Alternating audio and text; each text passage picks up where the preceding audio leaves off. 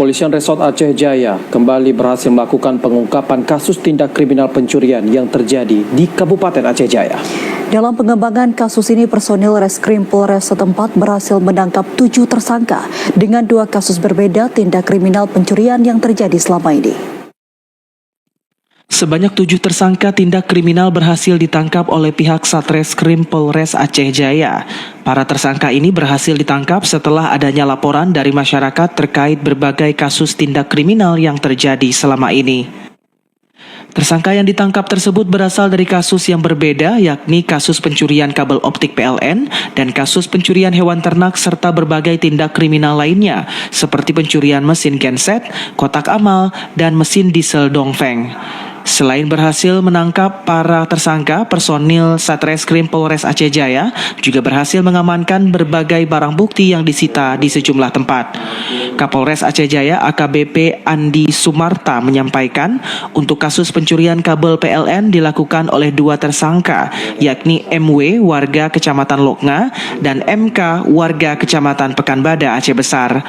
Sementara untuk kasus pencurian ternak, mesin genset dan kotak amal kesemuanya merupakan warga Aceh Jaya, yakni MW, MI, MD, AZ, dan AZ.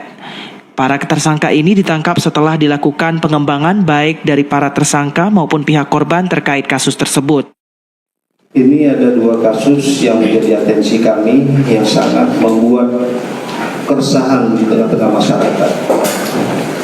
Yang pertama itu kasus pencurian kabel PLN. Ini hal yang sangat penting, hal yang sangat berbahaya dan mengganggu aktivitas masyarakat. Dan pelakunya ini bukan merupakan warga Aceh Jaya, warga kabupaten sebelah Aceh Besar. Ya kan, untuk kasus pencurian kabel PLN ini tersangkanya ada 2, MW dan MK. Untuk mempertanggungjawabkan perbuatannya, para tersangka disangkakan dengan pasal 363 ayat 2 junto ayat 1 dengan ancaman pidana maksimal 5 tahun penjara.